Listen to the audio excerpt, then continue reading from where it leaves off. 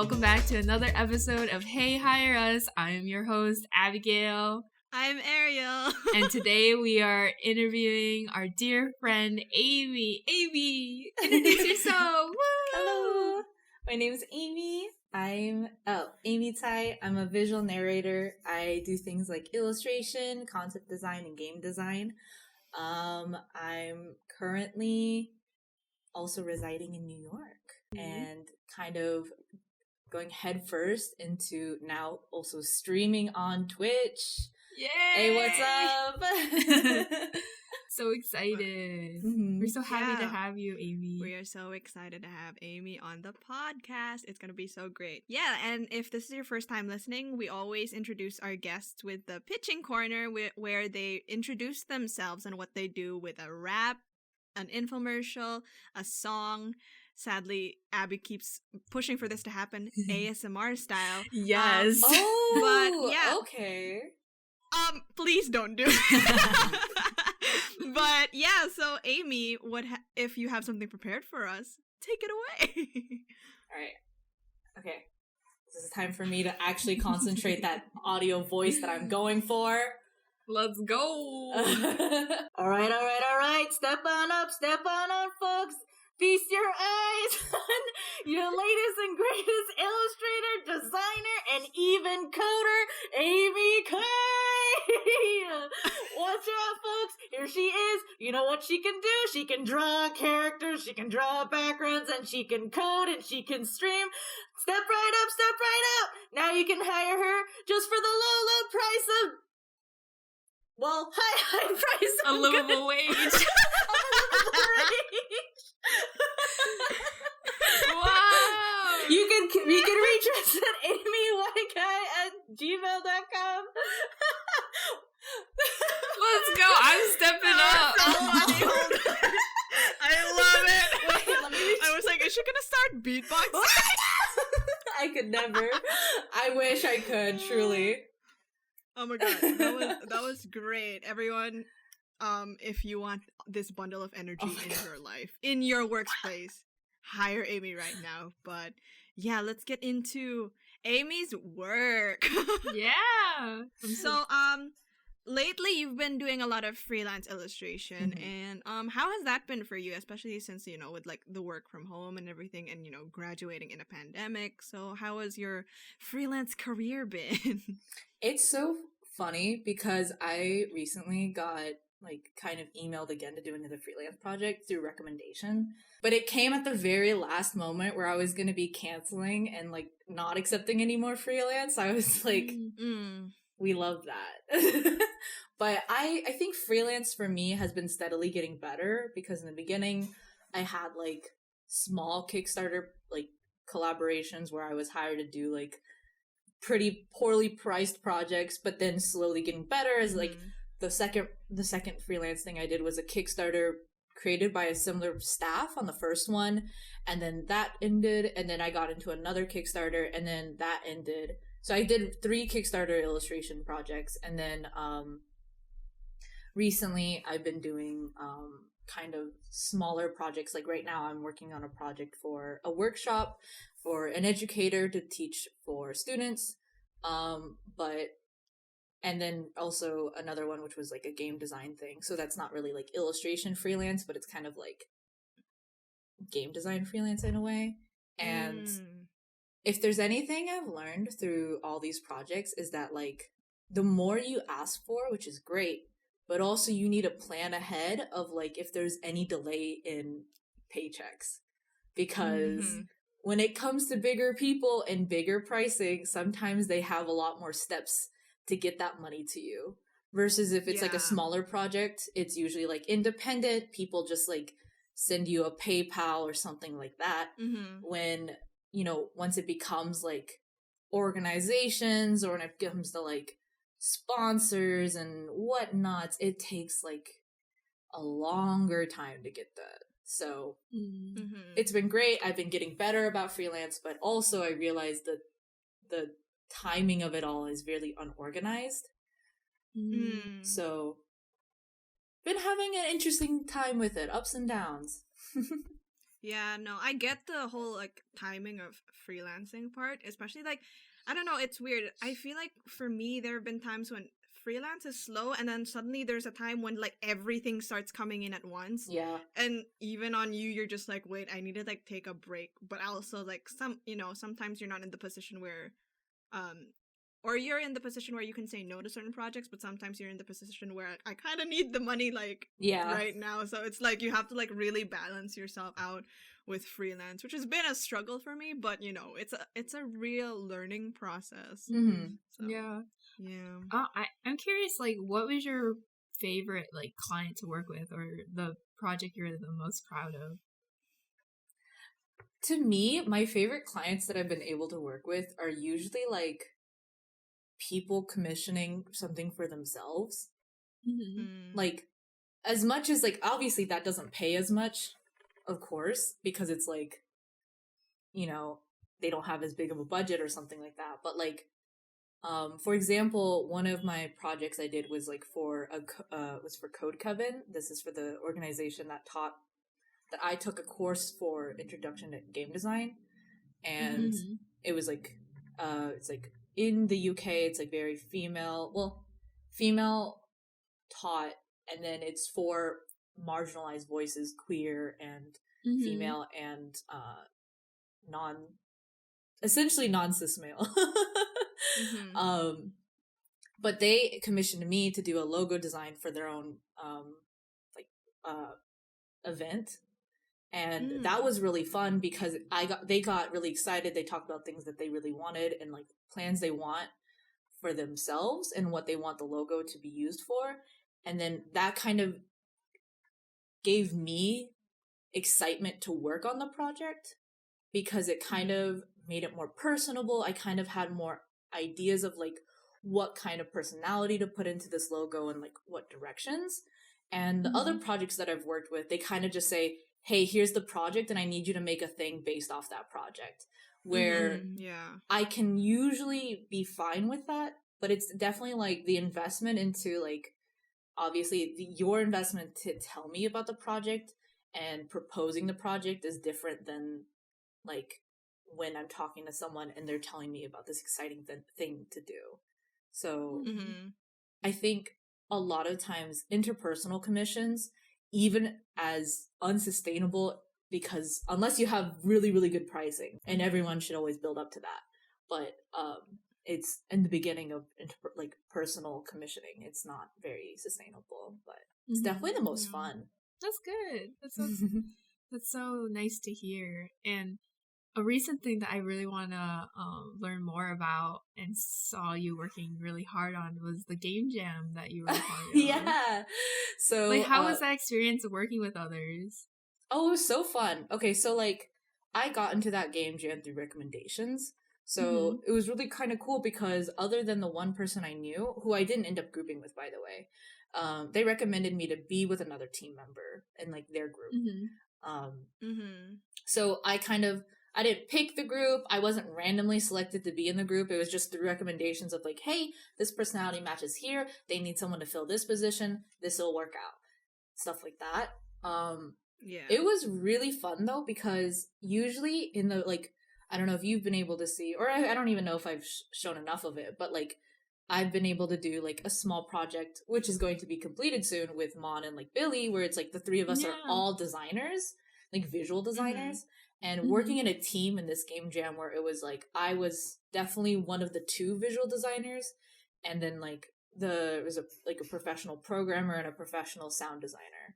And it was really amazing kind of seeing everybody like flex their skill sets, if that makes any sense. Because like the speed in which our programmer was able to like bust out a bunch of like betas and like placeholder things just to do codes and like feeling things out was really insane. Nothing that I would be able to implement at my current stage, but it's really cool. And then we had the sound designer who like, I don't even know like what they have in their home because they're able to like emit so many sound effects that I was like, I don't even know what's from. They were like doing stuff with shoes and boxes and like stuff with like instruments, and I was like, that's insane. Like it's kind of cool. And because I think the recommendation style, I was able to like click with these people rather well. But also everyone just kind of like wanted to just do their best. Like, I think what every group project I think every group scenario, I don't know, any group thing when it comes to creatives, it's always really, really important to do like the introductions, right? And like, I think there's like template introductions, like, hey, this is me, yada yada. But what I think was really a very minute part of the introduction in our group that I think actually was fundamentally important was that we were all like, hey, we're not like going to beat ourselves up if we don't win. And we're going to make sure we get enough rest. Nice. But we will try our hardest to fucking win because we really want to win. And I was like, that gives me an idea, like, of a vibe of how we're going to work together. And I think being honest with your group mates of like, hey, I'm going to work hard, but also not push myself to the point that I'm breaking down. Because that's like, but also, you know, that's so important. Yeah. And like some people, they need introductions like where they're like, hey, I'm kind of busy, so I'm going to do my best without like pushing myself outside of my full-time job or my part-time job. Like there just needs to be clarifications of like your availability and like your intentions with the project usually. So and like expectations. Yeah, expectations, exactly. So like yeah, I think in my group scenario, I really enjoyed the fact that we kind of introduced ourselves with those like clear expectations. And that kind of that I think that helped us then push the project more. But it was really fun, genuinely super fun. I think game jams should be more, I don't want to say normalized, that's not the word I'm looking for, but like more common. And I want them to be more like the word I'm looking for is a synonym to like digestible. Like I want it to be easy, accessible maybe? Accessible, yeah. I wish game jams were just were more accessible to like the like a third party, because I think like game jams everyone's intimidated, like you have to be a coder. But you can kind of make games with anything. And that's the fun part.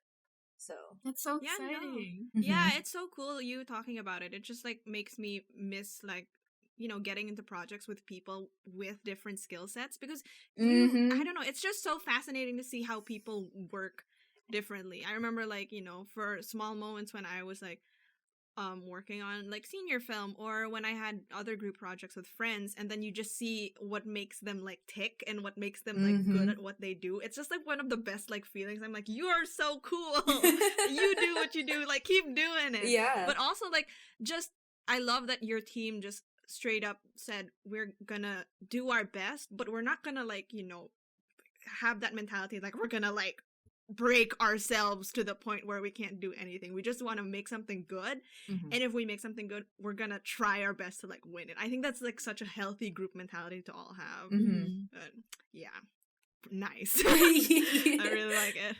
But yeah, no, and I'm glad you brought up like Code Coven earlier, because you got into the scholarship with like getting into like coding and everything. So how was your intro to that? Like were you always like interested in like, you know, getting into game dev, and like from as a designer? So well, so the funny thing is that I don't really mention this too much just because it was like a very odd point, and I the project didn't get as far as I would like it to, but in junior year of like my undergrad, I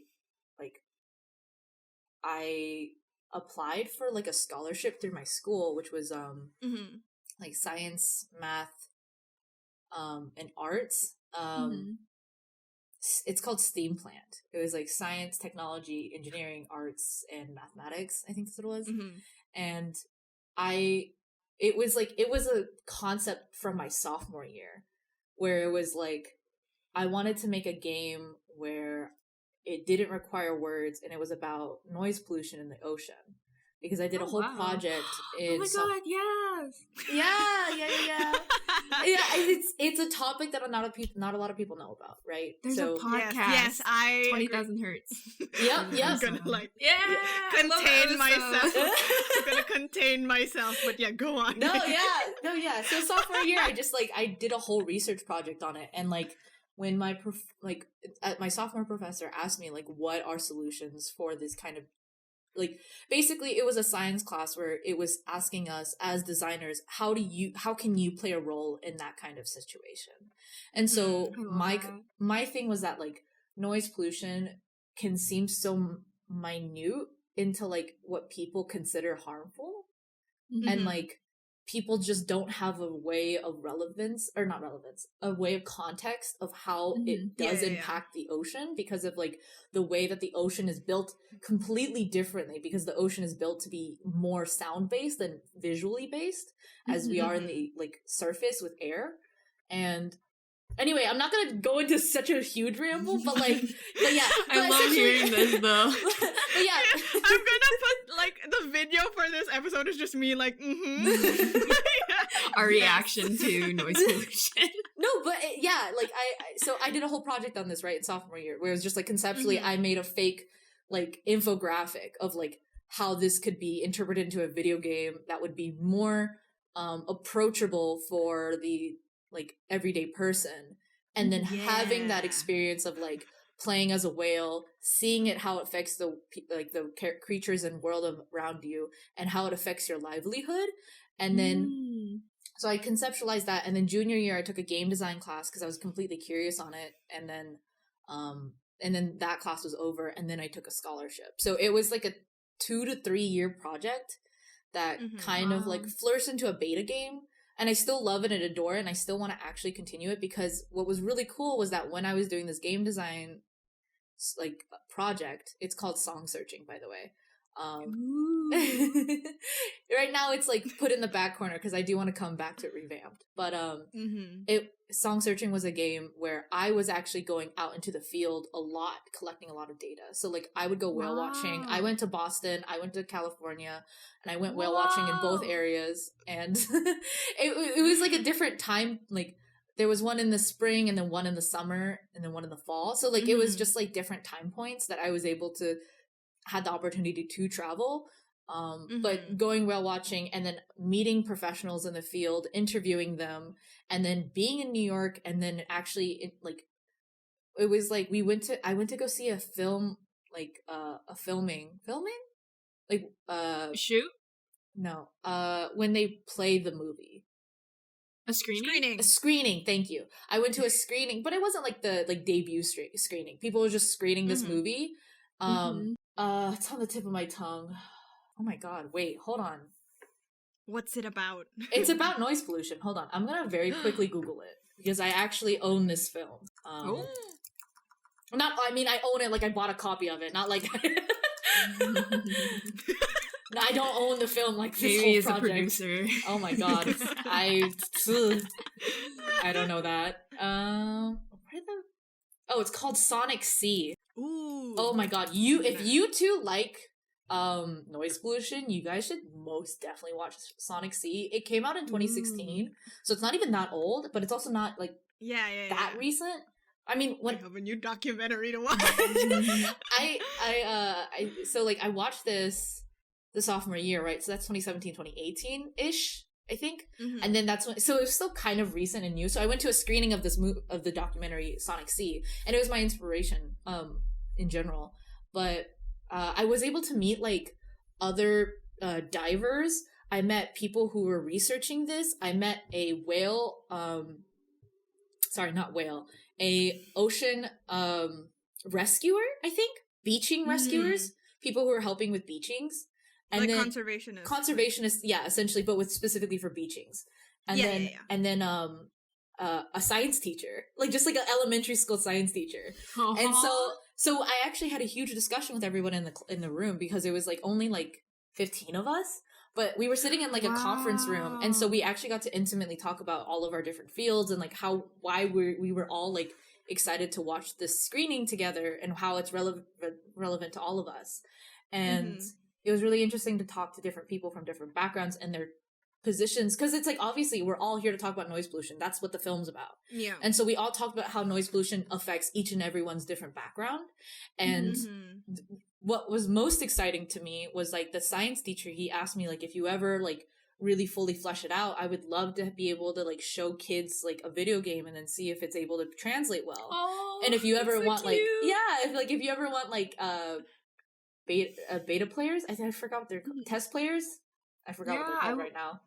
Yeah. Oh my god. Cool. I would love to be a test player. That sounds so cool. Yeah, and so it was really interesting because it was like, obviously, you know, you don't imagine an illustrator and designer going into that space, because it's like, I feel like a lot of times for illustrators and designers, we're kind of in a position where our projects are kind of short-lived, if that even makes any sense. Like if you're doing an editorial, if you're doing like a I don't know, commission or like smaller projects, it's like, it's kind of hard to like find those people, like find people who are relevant to the topic and finding people who are affected by it. But then when you take on a project that's like longer, like 2 years minimum, you kind of like take more time to like, anyway, I just realized I rambled off from the topic of like why I got into game design. No, anyway, that is so cool. No, because it you literally on your bio, it's like you mentioned like, you know, you want to create I'm literally going to read Amy's bio right now. Visually develop narratives that accurately and appropriately represent an individual's experience while practicing sustainable humanistic design. And to me, that speaks so much, because again, for me, I also I want to create stories, you know, that resonate with people, but also shed light on like current issues that we have now, because I think media really I'm getting so excited, oh my god, media really like influences how, like, especially for younger audiences, how they shape and see the world. So you just like talking about your influences, I'm just like, no, I love to hear it. I also don't think it's bad at all, because it shows like how much work you put into your passion projects and how careful you are when it comes to researching. I think that's really cool and really important to have in an artist. So yeah, that's awesome. Oh my gosh, well, it's interesting because I think with bigger projects, it's almost, not to sound like I'm like tooting a horn or like I'm some crazy important person, but it's like we do have a responsibility of like making work, like, and when it comes to bigger projects like that, you kind of have to, if you don't properly do the research, I almost kind of like, it uneases me on where the project lays, because it just feels fakely, I don't know, it's not fantastical, like very surface level, like it feels like it's floating above the ground by like 2 inches, and I'm like, it's not actually grounded at all on anything. And like, I don't know, I think but just kind of like going adjacent topic though, I think that I'm most excited when it comes to design is like, whether it's like design for like digital projects, traditional products, or just like illustrations, whatever, is like the conversation of I believe it's called intersectional environmentalism, where it's like the topic of environmentalism isn't just like talking about creatures in the environment, it's also including humans, because it is so connected, like deeply rooted into one another, because of like the whole conversation of people of color, specifically BIPOC people are most affected by environmental like concerns. So it's like literally tied together almost inseparably. So I think what's interesting is when I think right now projects are slowly incorporating the conversation of like the people who are related to environmental conversations, because you can try to do the research on environmentalism, but you can't avoid that there are people who are directly impacted or directly like involved in the topic. Do you know what I mean? Yeah, no, I love that you brought up just like research and, you know, making sure that it feels real and tactable, because it's one of my favorite processes when I design. I like going in depth with what I do, and if I'm like referencing something, I want to know where it comes from, how it affects like every other element in my story. So I think it's just so important that you bring it up, because I think it's something that, you know, young artists should take into account when they're creating a story, when they're creating something.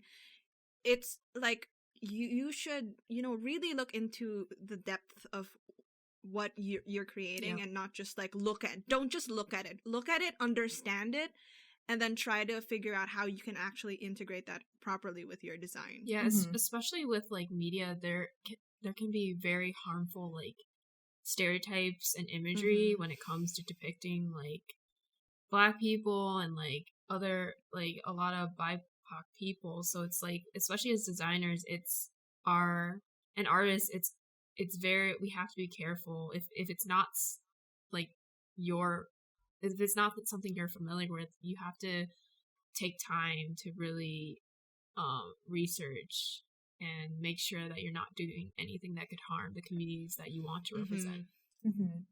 I love talking about this. I'm really glad you both are very like enthused in this topic, because it's just like it's a deep, and unfortunately it's a time consuming topic, if that makes sense.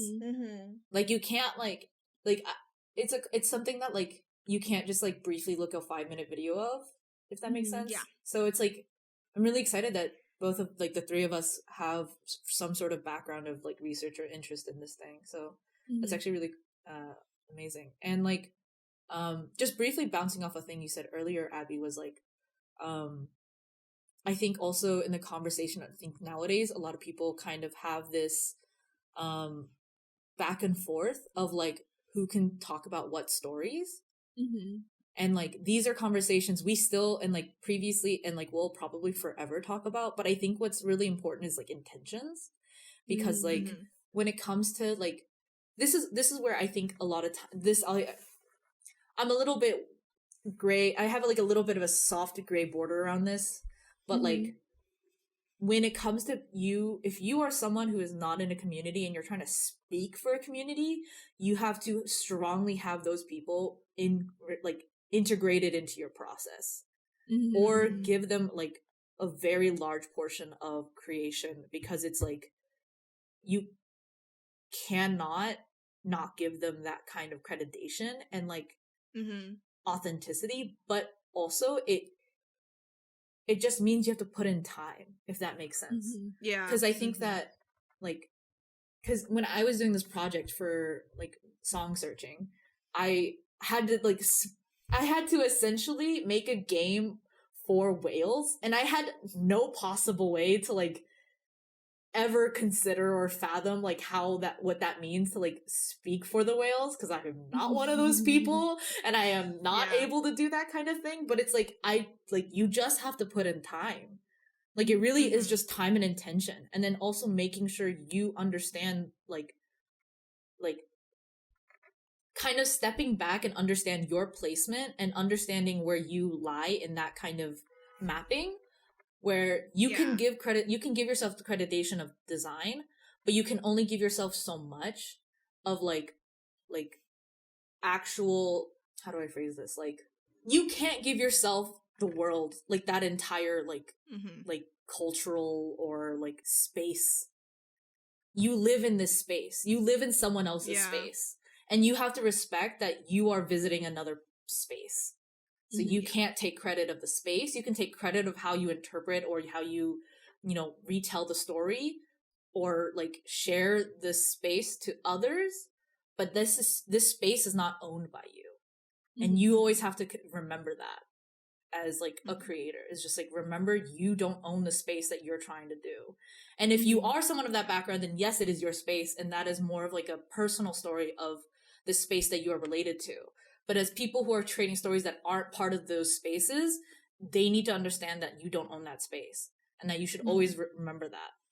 I love getting into anything about like research, anything about environment, or like how you yourself as a creator affects like, the people around us. Yeah. It's just like it's so important to keep in mind, especially in like today's like situation, and how it's like such an important topic to consider when creating. So well, because I think like right now, just to like wrap this up, because I know we've been kind of going about it for a little bit now, but like I think especially right now, like everyone's kind of like tippy-toeing Everyone doesn't want to step on anybody else's toes. Nobody wants to like offend anybody else, and nobody wants to like accidentally hurt somebody else in what they do. But I think what people are forgetting is to prevent that is to just put in time. And I think with right now, a lot of people try to do projects that are fast and like trending, or like trying to get on this train of like time and speed. But like to properly put in the time, you hurt less people. And just like essentially what I always encourage anybody who's trying to do a bigger project is just put in the time and like figure out what you're trying to do and who it's going to be impacting and what you're trying to go with it. Obviously there's different things, because it's like if you're just drawing yourself like a comic about you, yourself, and whatever, then it's like, yeah, I mean, just be careful. Like, just like, for example, like something we talk about is like, I know Ariel, you probably know a lot about this, is like, even if people are doing like personal comics and whatnot, there's also the conversation of like designing things in your comic, whether it's clothing, costume, interiors, exteriors. What are things that need to be like gently referenced, or just like nicely, you know, small, I don't know, like referencing things that do exist in the world, but then to what extent? So even if you're doing personal things, it's like, do try to put in the time to reconsider some things and like just like kind of really sit on certain things as a creator and figure out if, you know, you need to spend a little more time on something, or if you just need like a third person, fifth person, 20th person to look it over and like get opinions on, because in the end it's like you're going to be sharing it for others to consume. So what's the problem with having others helping you like get feedback, you know? That's so true. Everyone take note. This is a really deep episode. we went so deep on like certain topics. I love it. But but we hate to like bring down the mood. This part is always when it goes it's down. exciting. This is the next part section. The next part in like the theme of our podcast. How's your job hunt going? Just everyone glances at the side. Doing the glances at the side. Well, it's so interesting because it's like I think disclaimer for me, at least for me, is that I am someone from a stable financial background. So I do want to clarify this. Like, I am someone who comes from a background where I'm lucky enough to be unemployed, if that makes sense. Like, because I think that like even recently I've been considering some of the part-time jobs nearby, but it's only been like I've only considered that stuff in like a year after graduating. And like a lot of folks that I know don't have that like they kind of have to do it right after they graduate, is find a part-time job so that they can like cover a lot of expenses or pay off a lot of things. So in a way I'm like in a great spot about job hunting, where I'm like, my experience has been I've been only applying to jobs that I actually want to do and kind of limiting myself. So like, yeah, essentially just applying for things that I genuinely want to like push forward with, and not like any job that I'll just do. So that's like my job searching has been just like, if I'm going to do something, I'm going to actually want to do it. And so thus, even a year after graduating, almost a year after graduating, I'm still unemployed, but I've also haven't had, like, I've been struggling with, obviously, with job applications, for sure. Yeah. And, like, obviously that's why I haven't been able to get any of the ones that I've applied to, because it's not like I've applied to none. But it's like, I have also not been applying 5 a day, you know, because I don't know how people do that.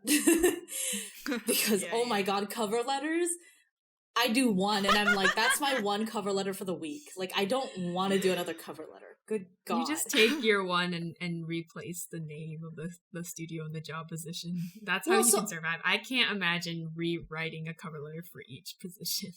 I started having to do different templates. I have like 5 Oh yeah. I have like 5 templates to shuffle around and then still edit.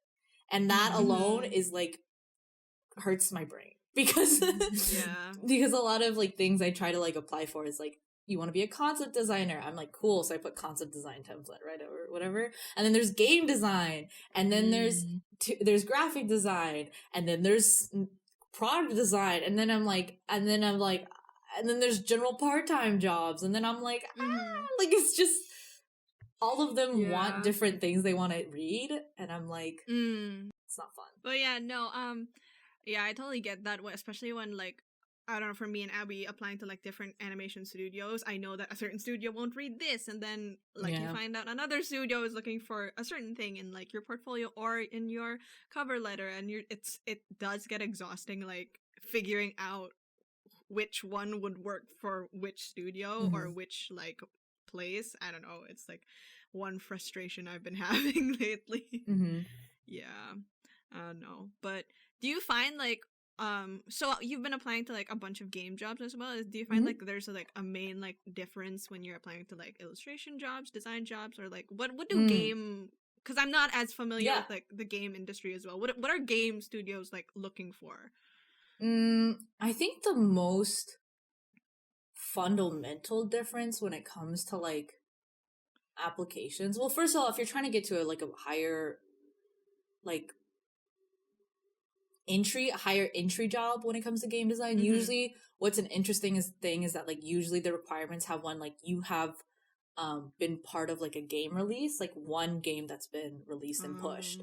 And what's interesting is that a lot of like BFAs for game design, they have like 2, I believe 1 or 2, because they do like one for when you graduate, or like if there's one for like a outside of the class part of the school like group club thing or something like that.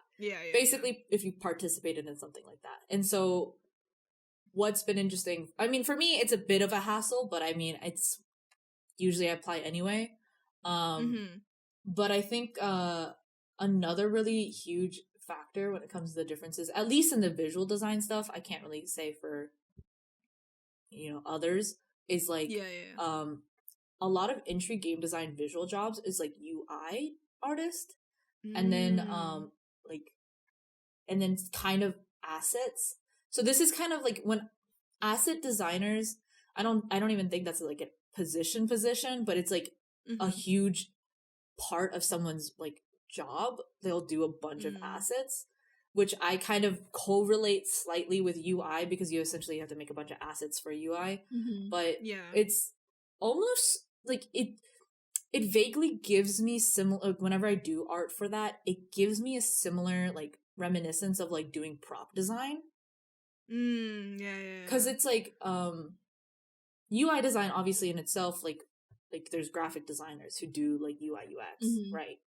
But then when it comes to games, at least especially ones directed towards children, they really want like physical looking buttons, and then like you want those buttons to look thematic. And then so like recently some of the UI that I did was like a board, like a wooden board. So, and then how do I stylize that wooden board to look not distracting on the screen, but then also like something that looks clickable and stuff like that. So like it's very similar to product design, I guess. And like doing like icons and like doing stuff for like just icons.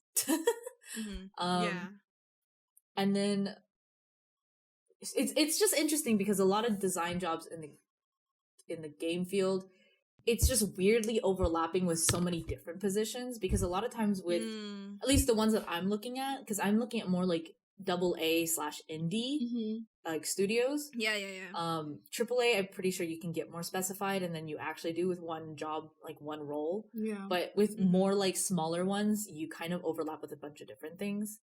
Like I recently did like the brand design, like the logo design of a game for the game jam, right?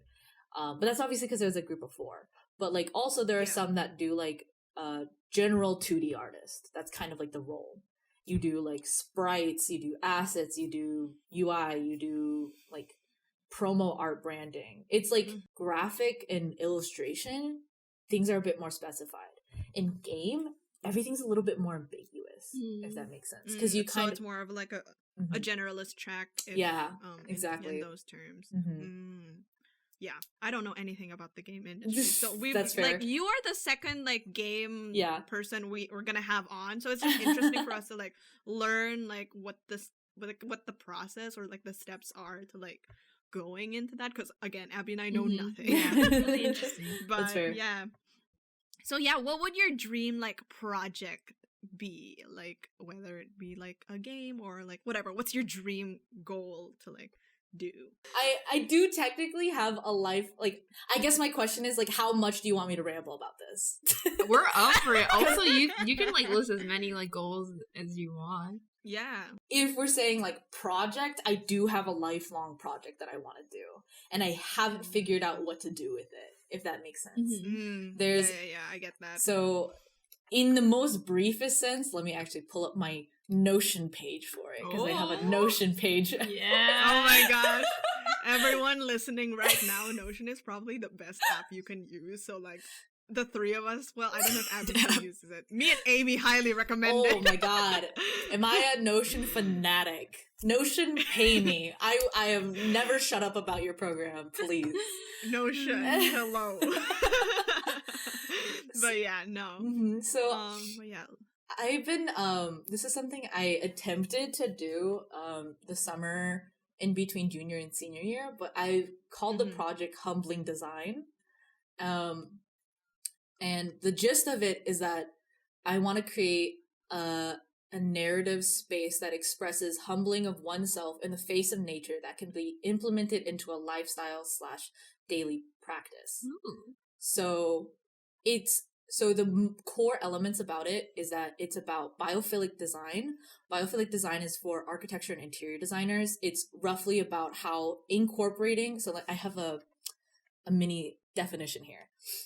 It's a concept used within the building industry to increase occupant connectivity to the natural environment through the use of direct nature, indirect nature, and space and place conditions.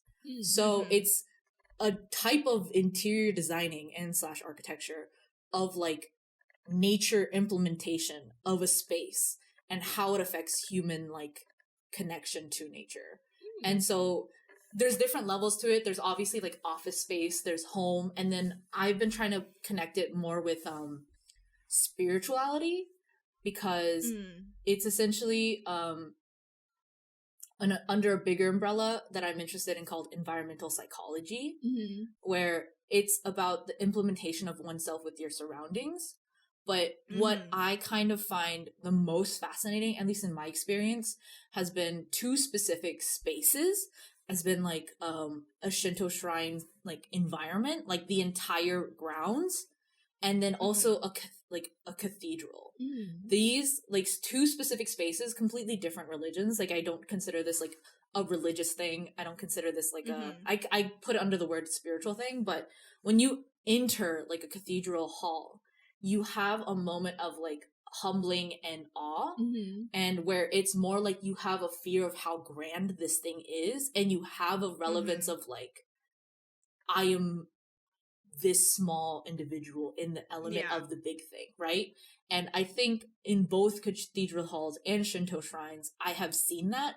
I think both of them, what they also do well is also incorporate that into people's lifestyles, because the cathedral hall you go to weekly, and then for Shinto shrines, mostly people go in the mornings every day. And so what was really fascinating with this project is that I was able to go to Japan for this class in that summer, and I was able to interview people who went to this shrine near our hotel. It's not a hotel. It wasn't a residency either. Oh my god. Asia has a bunch of these. What are they called? Like a hostel? Hostel. Okay. This shrine next to this hostel that we were staying at. Because what was most interesting to me, and this is something my teacher also kind of gave me credit and like applauded me for, was that what's really important about trying to interview people in spaces like that is to also kind of subtly introduce yourself. So for me, I actually went to the shrine every morning at opening for a whole week. It was, I believe, 7:30 or 8. I think it might have been 8. And I wake up, I go there, I wait for the door to open, and I would see regulars. And then regulars would see me. And because I am obviously committing myself into a space, and I'm also like actually interacting with the space, like I'm not just here as a tourist, like, hey, I'm gonna ask you a few things about your stuff. Like actually taking the time to like kind of feel the space out and try to like understand that kind of lifestyle. And then at the end of the week, I interviewed them because now they recognize me, and it's not like some strangers walking up to them. It's like now they've seen me every morning for like a week. And I would love to do a larger project like that.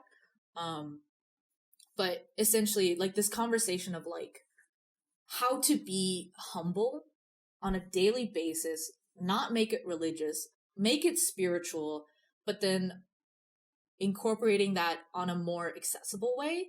Because living in New York, I'm like constantly reminded that I don't necessarily have access to like this humbling space of nature. I'm humbled by other things, like I can be humbled by like New York itself, but I do feel disconnected from like weather, nature, and like creatures, and like I feel very disconnected.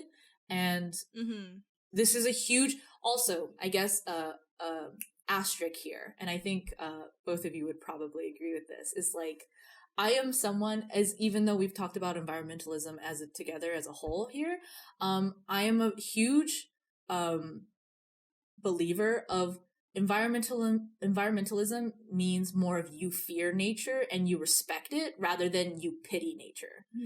And I have such a huge like pet peeve when people are like, you're here to save nature. And I'm like, listen, honey, when we all die off, nature's gonna be fine.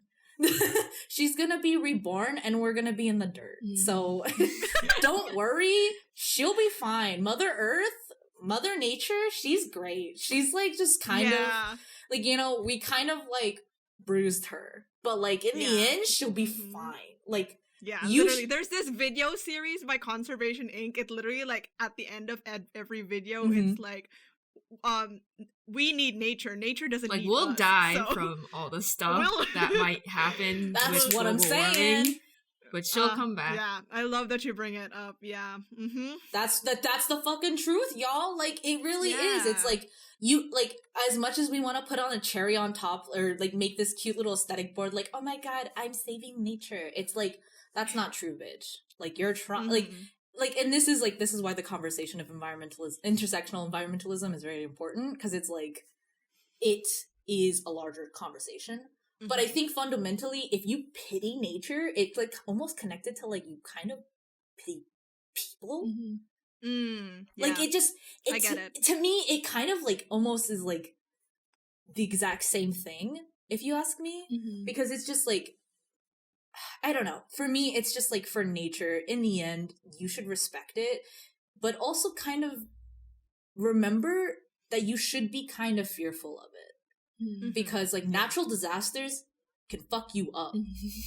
Like listen, we can try all we want with like trying to prevent natural disasters, but as climate change continues, natural disasters are more out of hand and we're more unprepped for it. As you see, for example, of like Texas and like when they had frozen over, like they're just unprepped for it, and like really on a dime that can happen to anybody. That can happen to anybody anywhere. Like we can be prepped for the environments that we're used to, but with climate change, nature can fuck us up. Like in the end, that's the goddamn truth. Wow, that's so exciting. I love it. I don't know, like again, like another thing, I love that for your dream project you bring in like other you bring in your interest in other disciplines, because I think it's so healthy when like you as an artist, you don't just like stay in your little bubble of like, I'm an illustrator, I will only look at illustrators. It's so important to like explore like beyond, like look at actual like writers, look at journalists, look at articles, as like boring as it may seem to you. I think it's so important to like broaden your horizons and like, what do you call it, like open your boundaries, your library, your own internal library. So I love that you brought it up, that it's something that architecture and like interior designers actually like that's more of what they do, but you as more of a like a visual designer, it's something you're trying to integrate into your own craft, and I'm just like I'm excited. I know whatever game you come out with will be good because you put so much care into it. Yeah. It's just like so exciting. I think what's just so exciting about like I mean I admire animation in this because like you guys essentially are a working like team. Like you all have to play your role to successfully do like a final product of like and obviously there are exceptions when you have like people like Worthy Kids who is just like oh my god, one man so band good. like you know just kicking down the door like you know just doing their own thing like Worthy Kids wow if you're hearing icon. this, a big fan. Yeah, truly.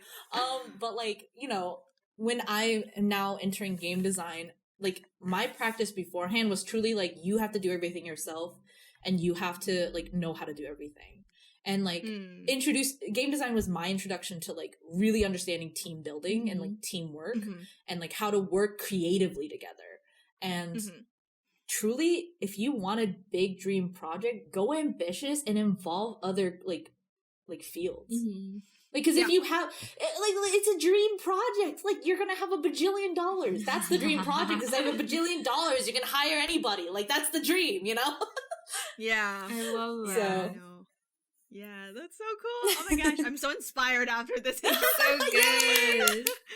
But yeah, I think this is a good way to move on to our next corner, which actually we're changing things up for this podcast. Normally we do a Would You Rather, but for this one, we're gonna do speed interview. Okay. I'm gonna set a timer. Yeah. Wait, are we really setting a timer? Nervous. Oh my god. Here we go. God. Abby, you can go do the first question because it's quite fun. Okay. But I feel like it's speed dating. Yeah, I'm basically. I'm like nervous. Basically, it's gonna be so much fun. The timer is going on. Ready? Ready? 3, 2, 1. Digital or traditional? Digital. Biggest artistic influence? You may. Instagram or Twitter? I hate both. Twitter? Proudest achievement?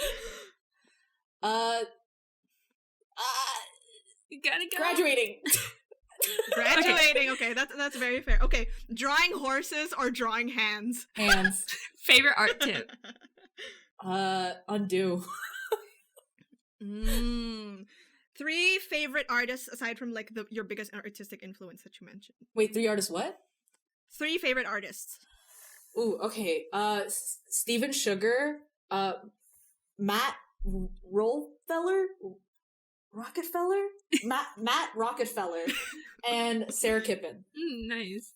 Funniest art mishap or art school moment? Funniest art mishap? Oh my god. I want to say it was like, wow, wait, I don't know. That's so weird. I don't know. Oh, here's an art funny. I showed my professor, my thesis professor, like my first drawing of a character, like as a cover, like my first attempt of cover art, and then I showed him my thesis one. He says, "Why is your first one better?" Oh my god, that's good. I got roasted on my final presentation. Oh my god! All right, line art versus painterly. Oh, line art. Okay. Favorite non-art hobby? Coding? Drawing 3/4 spacing or solid color BG? 3/4. If your art was music, what would it sound like? Oh, interesting. Oh, that's strange because I've done different art styles. Yeah, that's a strange one. Not strange question bad, but like I don't really know how to define that. I would say like electropop. Ooh, nice. Electronic pop. Drawing with music playing or like your favorite show just on the background. If I'm on crunch, it's music. If it's casual, it's watching. Nice. Warm or cool? Cold. Oh, interesting. I hate getting hot. I was thinking of color when I was like, oh wait, okay, then warm. I thought you were just asking me temperatures. I was like, cold. And finally, the most important question: JPEG or PNG? I'm embarrassed to say JPEG. Oh, interesting. Okay, this was a great first test run. I think we need to give less time. Love it. We love it. Oh my gosh. But yeah, and last question. Mm-hmm. I started introducing this because again, we're starting to have more people that aren't animation, but recommend me something. What's a game that you currently like that you think I should get into? God. Oh jeez. Well, give me like 2 minutes. Like, let me look at something. I don't even know what I know. What are you playing now that I should play? Bro, I'm not even playing anything. OMG! I'm like tired. I wake up, I do stuff, and then I go to bed. I don't even play games anymore. I recently was telling people to download something, and I'm trying to remember what it was. It doesn't have to be a game. It can be, what TV show do you like? A comic that you're reading? Well, first of all, I definitely want you to freaking watch the Sonic C documentary. That is a must for both of you and for everyone who's listening. You gotta watch it. It's 2016, but it's still always relevant, unfortunately. Okay, yeah, hold on. I literally recently recommended a game recently, and I'm so annoyed that I can't remember what it was. Oh, you know what? Okay, wait. I haven't played it yet, but it just got, I think the Kickstarter's ending like today. I think I know what you're talking about. You might know what I'm talking about. It's like a music game. Yeah. Oh, where is she? Yeah. Where is she? We'll find that game. But you know what? We can stick with Sonic C. Oh, it's Sonic C, right? Sonic C. Oh, Spirit Swap. Lo-fi beats to match 3-2. Oh, that one? Spirits. Yeah. So it's called Spirit Swap, and I love it because almost all of the cast right now is like they pronouns. Like trans folks and people. I believe it's mostly. Well, no. I did remember saying just mostly BIPOC characters. Yeah. Yes. Okay. So Amy's recommendations are, what do you call that game? Sorry, Spirit Swap. Spirit Swap and the documentary Sonic. Yes, absolutely. Steps, everyone. SSSS. We did it. Thank you, Amy, so for being on the podcast. Thank you. It's always so much fun getting to talk to you, and we're always just so in awe of you as a person and as an artist. You are amazing. Thank OMG. you. You guys inspire me. But yeah, where can people find you and hire you? Yeah, where can they contact you? So my website is Ami Yinwa Cai. It's AMIYCAI. Y is for my middle name. .com. And email's roughly the same, but it's amycai.art@gmail.com. And social handles AMYCAI. And for things like itch and Twitch, it's Yinwa, my middle name. Yay! Yes, we'll be plugging Amy's Twitch streams. Amy is going to be streaming them. It's going to be so much fun. So excited. Yes, very Amy excited. will be streaming soon. It will be very fun. But yeah, thank you to everyone who listened to the show. If you would like to follow the podcast on our socials, it's Hey Hire Us Pod on Twitter and Instagram. And we're also on Ko-Fi, which is ko-fi.com/Hey Hire Us Pod. Hey Hire Us Pod. Yeah. If you have any feedback or questions, you can email us at heyhireuspodcast@gmail.com. Yay! Thank you for listening. Yay! Bye. Thank you for having me. Yeah. See you next week. Bye. Bye.